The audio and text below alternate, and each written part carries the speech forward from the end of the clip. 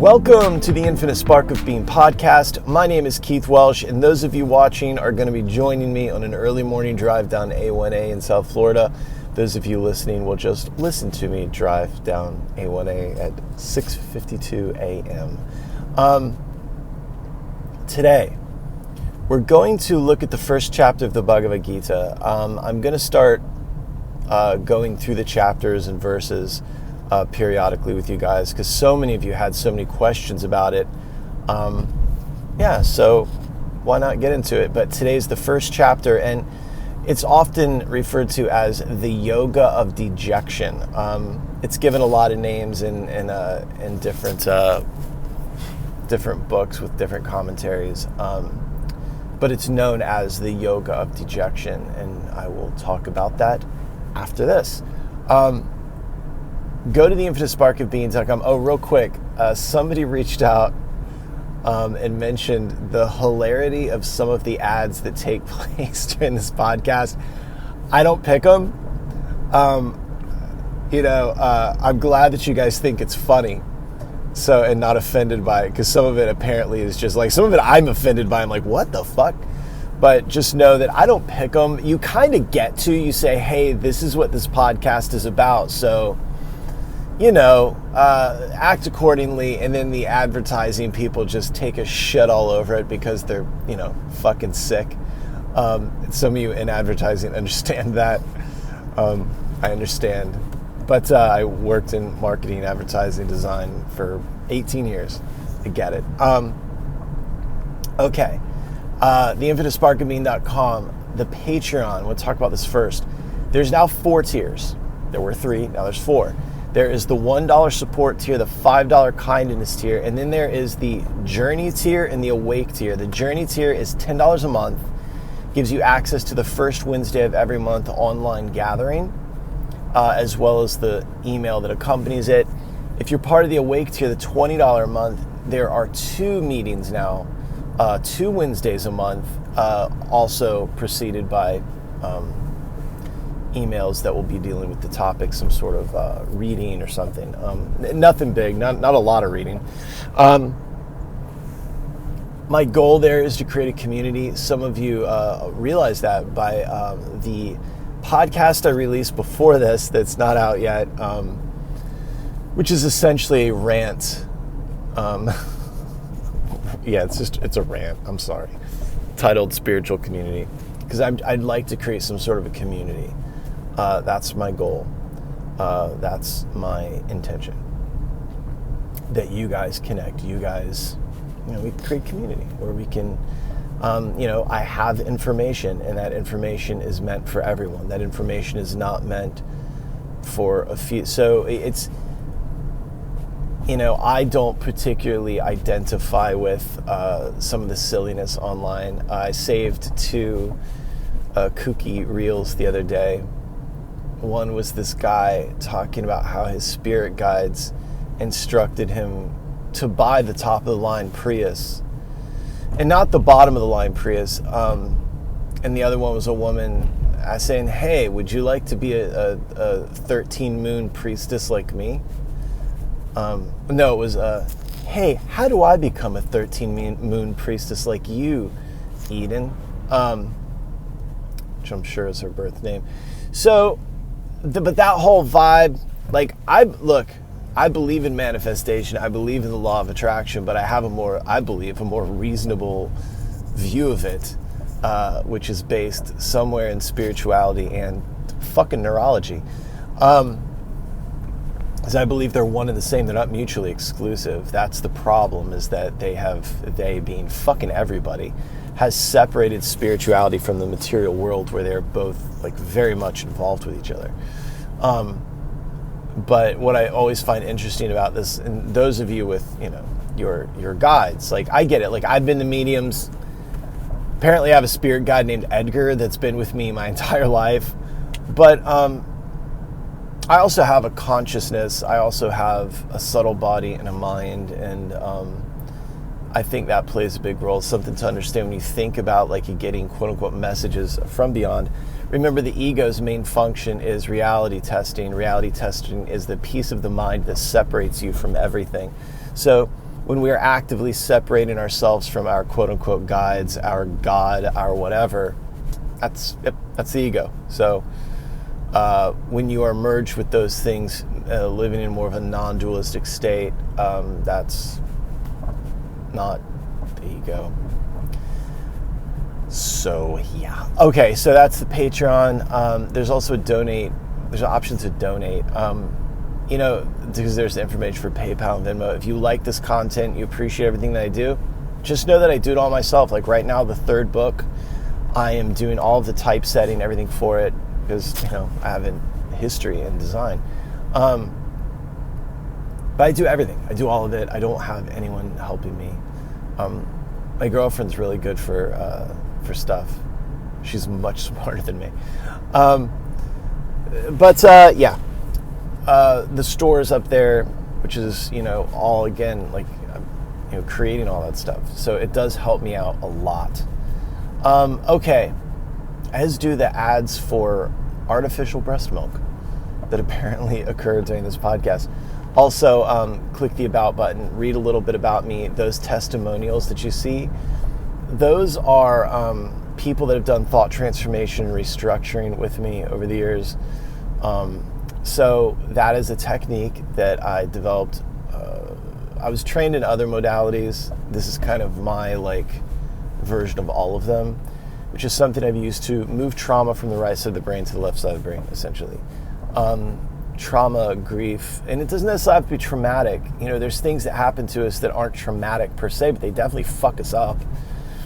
And, it's a way of actually healing those things and not just calling it healing, but it actually heals. You'll never forget what happened, and you'll always have an opinion about it, but your body will stop responding to it. The quickened heart rate, the short breathing, all those things, that will go away. That's the goal, because I'm not going to give you amnesia, but know that I'm okay, I feel okay, and that sucked. Those two things can coexist. Just like when we're dealing with grief and loss, pain does not equal love. The amount of pain and longing you feel is not representative of the love you had for that person. Those are two separate things. And there's reasons for the pain. Not reasons like, it's purposeful. I just mean I can explain to you why the mind would produce that. Okay. But if you're interested in that, deepening your meditation practice, starting your meditation practice, deepening your understanding of spirituality, how these things all interact together. If you'd like me to give a talk wherever, do a workshop at your yoga school or something, reach out, all of it through email. That's the best. Under that would be Instagram direct message. So I am working on some Facebook specific ads because I realize that's something I've really neglected. But okay. So dejection means depressed, sad, etc., etc. And a lot of us, realize that in our deepest, most painful moments, something was discovered, right? So yoga of dejection, yoga meaning to come into union with, to join with. Obviously what we're talking about is truth or God or whatever. What the Gita is referring to, when it's referring to yoga, it's not referring to asanas. It's referring to the merging with the realization of self with a capital S, Atman, Jiva, not Shiva, Jiva, essentially Brahman or Brahman, that you're merging with Source. That's yoga. You could consider it an alpha flow state where you are now just doing and you are not so attached. It's like when you're running and you suddenly aren't concerned with how bad your legs hurt, how bad you're tired, whatever the thing's going, you're just going, and that's an alpha flow state. Life can be like that too, which is not necessarily a bad thing. So the yoga of dejection is to come into union with that thing through being just distraught, in pain and depressed. And that is where Arjuna is at the beginning of the Gita. If you take on the Bhagavad Gita, there's a whole bunch of names that get mentioned in the beginning of it. Some of you, that have started like, hey, like this is a lot, especially if you read the version that I prescribe by Eknath Eswaran, Marble Mouth, whatever I'm saying there. The introduction's really long, and he's talking about something called the Mahabharata, is how it looks in there. But a lot of people call it the Mahabharata. Maha meaning great, Bharat meaning India or something. But it's the largest epic ever written. It's larger than the Iliad and the Odyssey, all of it. It's huge. I have read it and I have listened to it. Both are difficult. There is a not horribly narrated, I shouldn't say that, but it is not polished narrated version on Audible if you're interested. And it's 45 hours. So, and what I always tell people about the Mahabharata is like, it is either a true story or it is the worst story ever written. Because there's times where it's like, it's just going on and on about something really weird. You're like, why are we still talking about this? But it's not written like a Hollywood movie that just moves you along, or a Tom Clancy book. So a lot of people believe that the Mahabharata was a historic event that happened, this war, which essentially the Mahabharata is all these characters. There's Dhritarashtra, the blind king. Let's go back a little bit further. You asked for it, so don't, if you just sighed, I'm just afraid that you're sighing. So the other night, we read the Gita every night, and I tried to explain the history of the five brothers, and it was comical at least. But so you have this man Pandu, who is the king, and you had one of his brothers was a man named Dhritarashtra, and Dhritarashtra was blind. And he was actually born blind because his mother was so offended by the fact that her mother was making her procreate with this filthy sadhu, that the sadhu cursed her, and I think Vyasadeva was the sadhu. Okay, sorry, it is Vyasadeva, I believe. Oh, Jesus. Anyway, there's too much in my brain. But she was so offended, she like covered her eyes. He was so fucking ugly. And so he's like, all right, fucking, how about this? Kid's blind. Suck it. And he left. But anyway, Pandu was this very pious and amazing king. But long story short, he got cursed and died by having sex with his wife. And that was actually the curse. So it's a whole thing. But being that he could not have sex with his wives, he wanted sons. And so one of his wives, I'm trying not to get into minutiae and the names and all the shit, but one of his wives knew a mantra that allowed her to call upon certain gods. So each of these sons is actually the product of their mother having sex with different gods. So anyway, but then these five brothers, Yudhisthira, Bhima, Arjuna, Nakula, and Sahadev, and those are the Pandus, the sons of Pandu. They got exiled because Duryodhana, their cousin's a piece of shit, and Dhritarashtra, the blind king, is one of those really shitty enabling parents. Like those ones that think their annoying kid is just gifted. Or maybe they're a starseed or an indigo child, and it's like, no, I'm pretty sure that's just an ill-behaved kid, and you're not being much of a parent. That's essentially Duryodhana and his shitty fucking brothers. And all of these asshole kings like backed him up, and then the Pandus, they're coming back to take the kingdom back. So, the battlefield of Kurukshetra is called that because it's the battlefield of the Kurus. The bad guys, quote unquote, are the Kurus. The good guys, quote unquote, are the Pandus. The Pandavas, rather. Now, they're both Kurus. It's turtles and tortoises. They're both Kurus, but For all intents and purposes, bad guys, the Kurus, good guys, the Pandavas. Those are the 5 brothers, including Arjuna. Arjuna's father, well, I'll just go through it. Yudhisthira's father is Dharma. Bhima's father is Vayu, god of the wind. Dharma is, justice, law. Vayu, and then Bhima's dad is Vayu. And then Arjuna's dad is Indra, who I always lovingly refer to as the CEO of heaven. He's like the king of the gods, which doesn't make him the most powerful god. Vishnu was always and forever the most powerful god. Vishnu, Krishna, Ram, always the most powerful, because Vishnu is that which everything arises from. So you can't beat Vishnu. Vishnu's the ace. Anyway, so Arjuna, and also mentioned in the beginning of the Gita is Bhishma and Drona, who were the teachers, the gurus of the 5 brothers when they were allowed in the kingdom, they were in the kingdom. So at this point, the family is split in 2, where you have the 5 brothers and these other very pious kingdoms going to war with the bad guys, the Kurus. On the bad guys team, and always picture me doing finger quotes with bad guys, because they're not bad, they're the other people.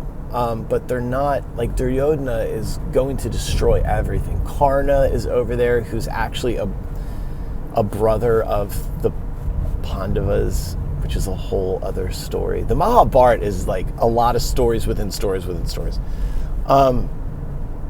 But the Gita is supposedly, they believe, like added after the fact, because it kind of doesn't really have anything to do with the Mahabharata. But since the Gita discusses these things, I'm just going to throw them out there. So the battle of Kurukshetra is the 5 brothers coming home and like, hey, we're here to take our shit back, So the thing that's interesting, Bhishma and Drona are very pious, very knowledgeable, very religious, and intelligent men that are the gurus of the boys. And, well, Bhishma isn't necessarily, Drona is, but the thing is these 2 guys swore allegiance to the throne. Okay, well, they're, to be fair, well, Bhishma's been around forever, but they were never run by a bunch of fucking assholes, so they, didn't think that this would ever happen. And that's where we get to the idea, which I've discussed before, that wisdom frees you, morality binds you. These 2 men are now, due to morals, due to policies, are bound to defend this throne no matter what, even if a blind, doddering fool and his shithead son are in charge. So you're fucked. And that's part of the reason that Arjuna is having such a hard time with this, is that he's telling Krishna is his charioteer in this. It opens up with Arjuna saying, hey, take me onto the battlefield. I want to just survey this one more time. So Krishna takes him down and he's like, I can't do it.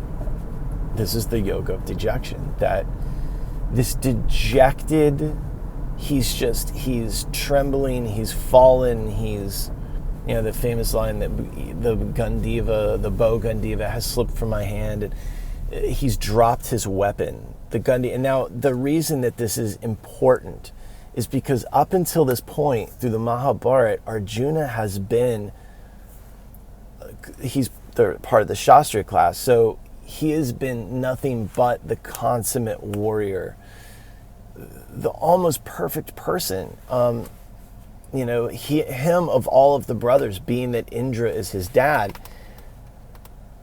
has just been perfect. But even this perfect warrior who has never walked away from a fight, never shirked his duties as a Shastriya, is now fully dejected. And he doesn't want to do it. And he's talking about what a horrible idea this is. And in that time, the whole first chapter is his diatribe about why this is a bad idea. And now he is trapped in that morality thing, because what he's talking about is like these are the morals. Like, it is immoral for us to kill our family members. This situation's torn apart, and it's not good. And Krishna is essentially like, yep. So, like, this is where we're at, dude. Like, we're here, and sometimes this is what it looks like. Because it's obviously not great to go to war with your family, but also Duryodhana's a fucking asshole. He's fucking up the kingdom. Dhritarashtra, the king, is definitely fucking up the kingdom. So, on one hand, Arjuna is trapped in the same, not on one hand, he is trapped in the same cycle, in the same thought process that Drona and Bhishma are trapped in. And through the whole Mahabharata, Drona and Bhishma are both telling Dhritarashtra and Duryodhana, like, you got to stop this, because these 5 brothers, the Pandavas, are going to kill all of us. They're going to kill everyone. Because at the end of the battle of Kurukshetra, like, there's only a few people left standing. Everyone's dead. Bhishma's death scene is fucking epic, by the way. He dies on a bed of arrows, just fucking filled with arrows, levitated over the ground, like, on a bed of arrows. And he's such a powerful yogi that he's waiting for the right position of the sun and moon before he will drop his body, which is kind of crazy. But in that moment, everybody stops to, honor Bhishma as he lets go. So this idea of wisdom frees you and morality binds you. When we are bound in morality, when we think of morality, a lot of times we think about, like, stealing or Pornhub, whatever it is. We think of morality in that way, but morals are essentially a community or society's policies, and a policy is there to ensure some sort of outcome that is profitable and safe for everybody involved. Wisdom, and we all know that that's not, like, I mean, if it works out, it works out, but, like, it might not, But wisdom, the idea that wisdom frees you, is that wisdom only knows the present moment. And when that moment changes and everything changes, wisdom knows to, okay, well let's let go. We gotta move on. We gotta do this. We gotta do that. That, I'm at a drawbridge and the other arm isn't coming up, and there's cars now getting backed up on the bridge. Oh, Jesus. That's interesting. So, I hope we don't get stuck here. So that's the idea that wisdom frees you, morality binds you. There's freedom in wisdom, and there is a lack of freedom when we are attached to morals and policies. It's not values. Like, that's not necessarily what they're talking about here. They're talking about policy. So Arjuna's dejection, Arjuna's pain is coming from this adherence or attachment to these policies, and that's the source of a lot of his suffering right now. So, it's a lot of, like, life is, until you're in that situation where it's just so painful you can't stay. I'm going to have to back out of this. This is fucking stupid. These bunch of dumb fucks. Now the infrastructure's fine. So I can't sit here while the fucking bridge tender figures out how to open the drawbridge. Backtrack a little bit. We've all been there. We've all been completely dejected. We've all been, I can speak for myself. I've been in those places where it's so fucked that in that moment you wouldn't have seen this other opportunity the beauty of a situation, whatever it is, had it not been for the pain that came along with this thing. Think about this, that a lot of people seek out a spiritual path or whatever because of, something painful in life. Maybe it's a divorce, maybe it's a death, it's you lose your job, whatever the thing is. Like, you're in this very dark place and you start to look for meaning, right? You go into the deepest, darkest place you've ever been, and it hurts like hell, and now you want to find the meaning. And that's where Arjuna is.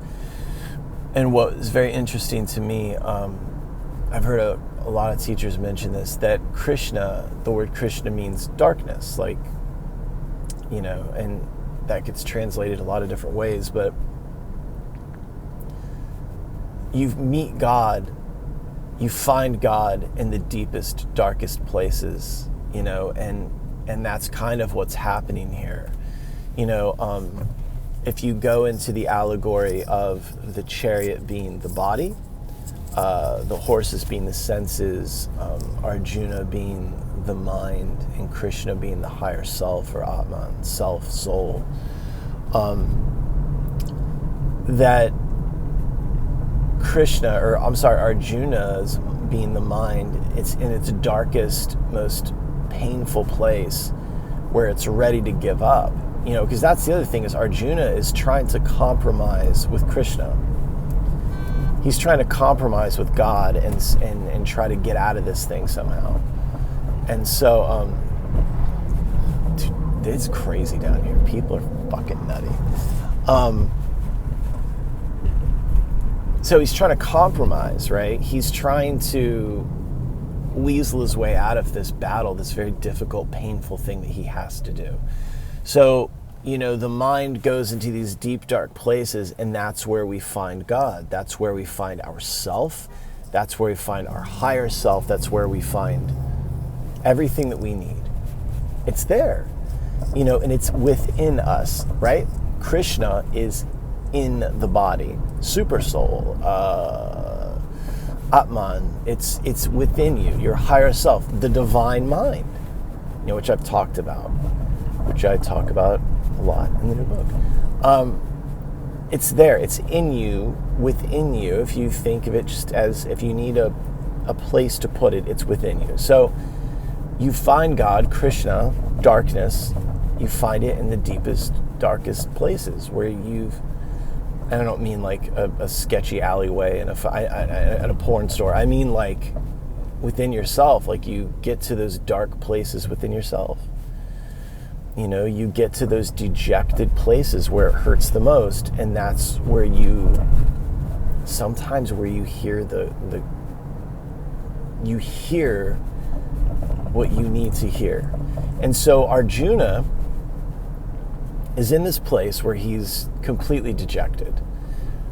And in that is, if he had not gotten there. So this whole time, what's very interesting, and think of a lot of what I'm saying in the sense of an allegory or a metaphor, right? So Arjuna, the mind, Arjuna has known Krishna for a very long time. They're old friends. Krishna is a family friend. But they just assumed Krishna was their really smart friend who knew a lot of stuff, and he was a prince too. You have always had access to the divine mind. You've always had access to God, whatever you want to call it. You've always had access to that. And so Arjuna always knew Krishna and would lean on Krishna at times. At one point, Arjuna says to Krishna, this is the process of Arjuna finding out and realizing that his friend Krishna is actually God. The yoga of the whole thing, the yoga of life, is finding out over time, oh my God, I'm it. It's me. That takes me back to that quote by Father Thomas Keating, that the end of the spiritual journey is that there is no other. You and the other are one, always have been, always will be. You just think, use the mind, think to separate. The ego separates. You just think that you are. So this is before, the yoga of dejection is before Arjuna realizes Krishna's identity as the Lord, as God, the Lord, the law, the divine. And I think this is such a wonderful kind of thing. The beauty of the allegory of the Gita, the metaphor of you're in this body going to war every day with yourself, with quote unquote what you think is the world, but it's actually the mind. And then the mind, the mind will hear those good ideas, those, hey, you know what you want to do? Hey, why don't we? And then that scared small self's like, no, I'm not fighting this battle, I'm leaving. Tell them that I've left and I'll just go off into the woods and I will wear the clothing of an ascetic and I will wear deer skins and tree bark. This is what Arjuna says to Krishna. And then Krishna just says, come on, you're not going to do that. You're not going to do that. You're not going to buy an RV and live in the parking lot at a Planet Fitness, Keith. So, yeah, the yoga of dejection. God, Krishna, meaning darkness, gets revealed to you at those times where you just can't. You just can't anymore. And it hurts. But if you get quiet and you listen, Krishna will enunciate yoga. That's what happens in the Bhagavad Gita, is that through this dejected state, now remember, the only reason Arjuna gets to find out that Krishna, his buddy, is God, is through this dejected state. Otherwise, Krishna would have just drove the chariot and they have business as usual. And what I was going to say before is that, Arjuna at one point goes, if I've ever just like in jest just called you my friend and was maybe a little too playful with you, I apologize. I didn't know that you were so wonderful. I didn't know that you were God. I'm sorry, mind, body, if I ever treated you with anything less than respect and stuffed you full of cheese puffs and Takis and Mountain Dew. I'm sorry, I didn't realize that this was a holy place. If I ever spoke ill about my mind, said that I'm sorry, I'm just fucked up, I'm sorry, I'm just an idiot. If I ever spoke about myself and my body in this birth as anything other than with respect, I apologize. That's yoga, It's also ahimsa. You talk about the yamas and the niyamas and the violence of that you engage in with yourself. Speaking of violence, I gotta get over here. I gotta change lanes in Boca. So if Arjuna hadn't been in this fully dejected place, he wouldn't have realized Krishna's identity as God. He wouldn't have known, he wouldn't have realized, not intellectually known, but realized that God is in the chariot, in the body, with him. That Arjuna as the mind wouldn't have realized that God was in the chariot with him. That the mind wouldn't have realized that God was in the body with it this entire time, speaking to it. Arjuna got a lot of advice from Krishna over the years. He took a lot of advice from Krishna over the years. He didn't know he was getting advice from God. You've taken advice from yourself over the years, the divine mind, and you didn't realize that that was God. That the fucking Quakers were right. The still small voice within. This allegory is so beautiful and so interesting. So, the first chapter of the Bhagavad Gita is the yoga of dejection. Coming into union with God through our dejected state. Arjuna, the mind, is in the chariot, the body, on the battlefield of Kurukshetra, samsara, the human existence, with these senses, the horses, and it is all, the whole time has been driven by the divine mind, by Krishna, by God, the higher self with a capital S, Atman.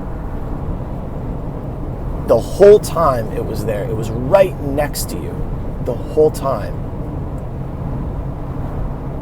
And that Arjuna, the mind, doesn't get to realize, with a capital R, doesn't get to realize that without the dejected state that he's in. That he doesn't finally get to experience the love of Krishna, the love of God, the love of the divine, the connection, the unification with all things, until he has finally eaten a shit sandwich. Until he's finally just at the end of it. And then it turns out that having to go to war, having to be on the battlefield of Kurukshetra was grace. That this whole thing was grace. That all of the pain of the family splitting apart, the death of Pandu, his father passing in such a weird way, and Dhritarashtra, the blind king, being in charge of the world, and they refer to it as the world, and Duryodhana, his shitty son, and Arjuna's shitty cousin. That this whole thing, and then the dejection, finally, I can't do what needs to be done to fix. This is all so painful, and that the only solution to this painful thing of Duryodhana ruining the kingdom and Dhritarashtra being a doddering fool, the only solution is to fight and to stand in the face of these things and go to war with the self, with life. I can't do it. And then it turns out that all of that turns out to be grace, because without all of those things, without the pain and suffering of the human existence, without the pain and the suffering that comes with having to face the samsaric, painful existence of being alive, the impermanence of being alive, without that pain, you don't get to realize, you don't get to come into union, you don't get to experience yoga, you don't get to realize that thing, you don't get the grace of Krishna, you don't get the grace of God, the grace of realization, without the pain that comes with this whole thing. That is fucking wild. And so for my money, if it's not the Gita, I'm just not that fucking interested. Because after this dejected thing, after the yoga of dejection comes, here's what you're gonna do. It's not just some fucking empty realization like an Eckhart Tolle book or a fucking whatever. And it's not a bunch of rules like some other books we know without reason. It is yoga. Krishna goes, okay, here's what we're gonna do. The rest of these chapters are, if you look at it this way, do this. If you look at it that way, do that. That's it. Here's the rule book. And this is going to be a little sideways, but a lot of people refer to some other books as a good rule book or a manual for life. No, it's not. Because if it was, you wouldn't be so fucking confused. Open the Gita, read the fucking rules. It will not insult what you're already doing, I promise you. Because that's not what it's about. Krishna wouldn't insult you.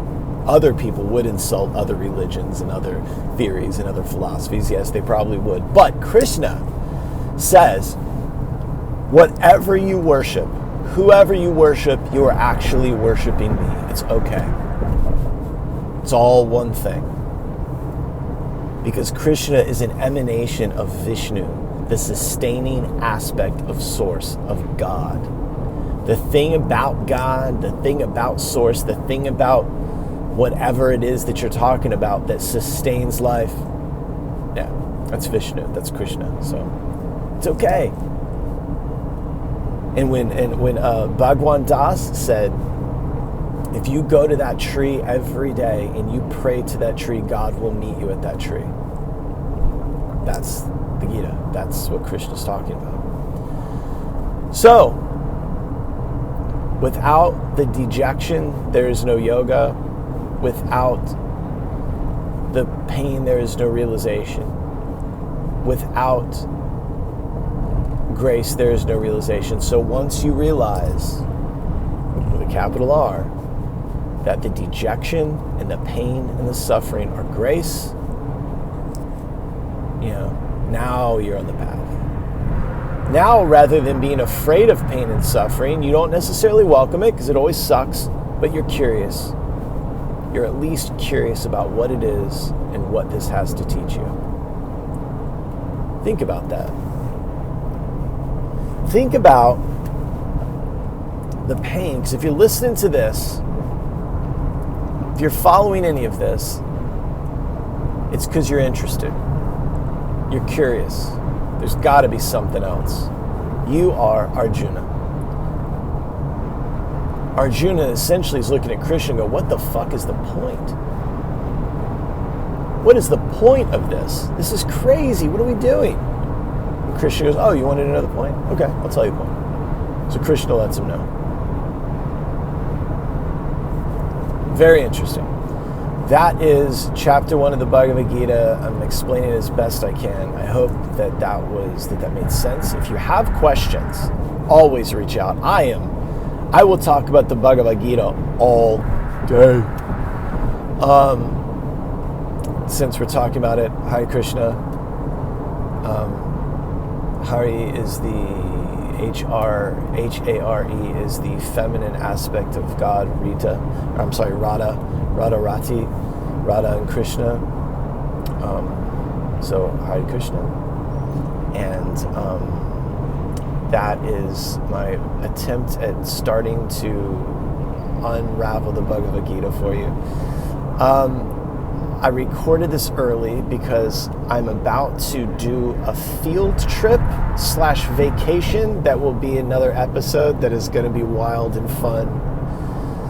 And we're leaving tomorrow. So, getting this out of the way, I want to have it loaded. So, if you're interested in the Bhagavad Gita, any one is good. If you want to get it without the commentary where it's just the story, it's a very easy read, very short. Like I said, the beginning of it, all the names and all that stuff, don't really worry about understanding who those people are. They don't necessarily matter. But if you would like a really great version of the Gita with a really wonderful commentary, Eknath Eshwan's translation with the commentary is fucking incredible. Also, it is on Audible, wonderful narration. Do both, get both, and as you listen to it, highlight things in it. It's great. And if you listen to it on Audible, what's really wonderful is after they go through all the commentary, they start again and they just read the Gita through without the commentary, which is pretty cool. One of my favorite things about South Florida is somebody with a souped up car with a paper license plate indicating that they just purchased this thing and they're driving it like a crazy person. So let's at least get to the first payment before we wrap it around a light post. All right, I love you guys. Go to theinfinitesparkofbeing.com, Patreon, join the $10 a month for the first Wednesday of every month online gathering, or the $20 a month where we are meeting twice a month. Both involve emails with reading material and creating a community. I love it. If you're interested in one-on-one sessions, email, Instagram Messenger, or Instagram direct message. I love you, and if you were offended or put off by the episode before this one, I apologize. I just needed to get off my chest. All right, I love you. Bye-bye.